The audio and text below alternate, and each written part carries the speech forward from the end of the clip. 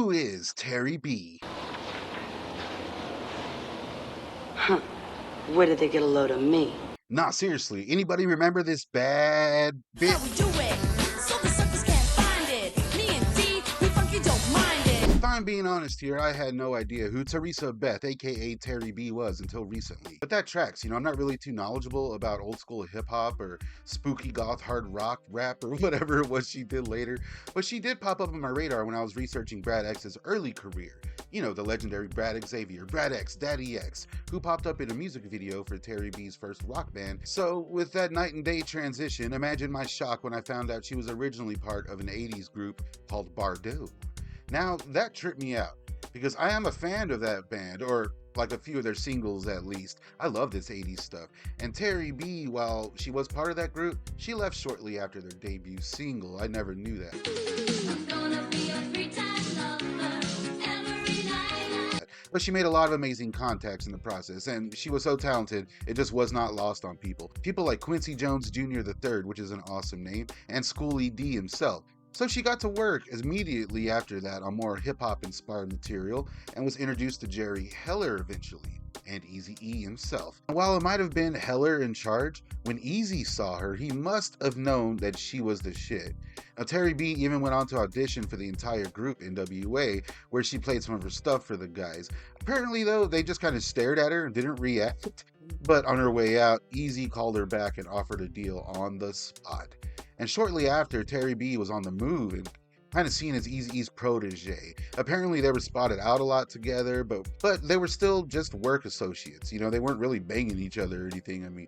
And it all seemed to be part of Eazy's plan to start a sister label to Ruthless called Comptown Records, where TAIRRIE B would see her first album, Power of a Woman, released. In fact, that would be the Comptown's only release. Now, this was an interesting album, all things considered. It does go to a lot of places, and her rap style is very similar to the D.O.C. Like, I can totally hear D.O.C. in a lot of these tracks. Steadily, I approach a sucker's rap with my melody. Them not knowing I'm beautiful but deadly. But it still differentiates itself from Dr. Dre, that Dr. Dre sound, which caused some friction because, TAIRRIE B kept on Quincy Jones Jr. III as her producer and declined Dr. Dre's involvement. Whether or not that hindered her career, well, that's up to you, I guess. But she declined Dre's involvement due to all the alleged allegations of abuse that he had going around. So, that's something TAIRRIE B was just not willing to stand for. She's always been a strong woman, if you will. And it is for this reason that TAIRRIE B claims to herself to have been at the wrong end of that stick at the 1991 Grammy Awards, where she claims to have been knocked around a bit by Dr. Dre. But TAIRRIE B was, well, ruthless, for lack of a better word. Not once did she let anyone get in her way, and you gotta respect that. Common practice at the time for Ruthless Records was to end debut albums with a kind of group cipher or something like that. It was something similar to that. It was done as a kind of like group package, Ruthless Records, all their best MCs coming together kind of thing on each album. And Eazy figured, hey, the same could be done with Comptown, right? And this was planned for Power of a Woman. The issue was that supposedly the track was written by Ice Cube and they were all going to come in and call her a bitch, and then she was going to retort at the very end, something she was, again, not about. You ain't going to call her a bitch on her own album, is what she said. And in turn, she rejected the idea straight out and went on to end with a brutal diss track instead, calling out a lot of people, including a member of Bardau, apparently, and allegedly, she also called out Everlast, who she was dating at the time. They're actually featured on a track together. It's a pretty cool take called on Cab Calloway called Vinny the Moocher. But I'm guessing before the album was done, they called it quits. I don't know, because the rumor is she goes in on Everlast in this last track. But the most detrimental diss was the stuff aimed at Dr. Dre, honestly. What up? If your name ain't on it, then my record won't hit. If you don't produce it, it ain't legit. That's bullshit. You're living like a sucker. You're stuck up, souped up. Sorry, motherfucker. But I'm guessing Dre had broke off from Eazy at that point because even Eazy kept her on, and another album was planned.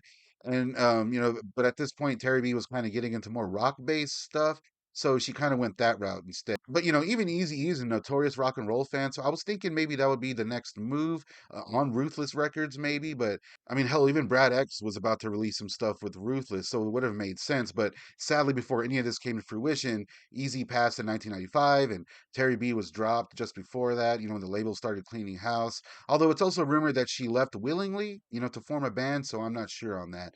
But not even that would stop her. She immediately formed a heavier kind of new metal band called Manhole. I mean, their debut was even produced by Ross Robinson on the recommendation of Jonathan Davis, so she's just making moves. All I feel for you is right. How does it feel to watch? How does it feel to lead? But the group would have to rename to Tura Satana due to legal issues on their second album. Your mother whore, the ex that you should never trust, the 7 deadly sins which you will not discuss. You know, and oh hey, Brad X pops up in a few of their videos, so that's pretty sweet. And I don't know, I think they could have really made a statement in that musical climate with this band, but I don't think they really did much, honestly. And they disbanded in 1998. But in classic Terry B style, she started My Ruin in 1999 and just basically killed it. With My Ruin, she got a lot of great reviews and even married her main collaborator, Mick Murphy. Now, this is the one of her projects that I do remember. I never really listened to them or anything, but I for sure got my hands on a few CD samplers that were going around at shows and whatnot. And that's how I recall My Ruin. You know, also like at Hot Topic, I remember seeing the shirts and stuff like that. All things considered, this was the heaviest Terry B ever got, also, you know, in my opinion.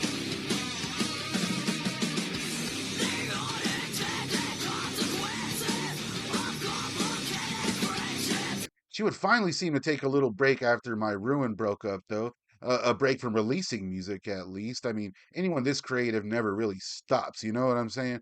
But it wouldn't be until 2015 that Terry B would return to her roots. Sorta. She seemed to kind of mix the goth thing with the old school rap thing, which is interesting. I ain't gonna lie, you know, there's some good tunes on here on the album Vintage Curses. It's just not really my bag of chips, you know what I'm saying? But I go away, but I won't.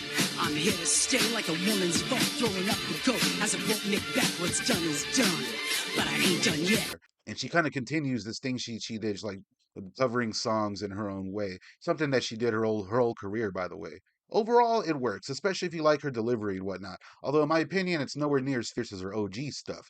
She would then release Feminine Energy in 2020, continuing the same styles, but also taking on social issues like obviously feminism, but also racism, social politics, you know the drill. Get ready. My new album, Feminine Energy, drops October 20, 2020. Just in time for the most important election of our lifetime. A socially conscious and politically reflective act of resistance from a female perspective.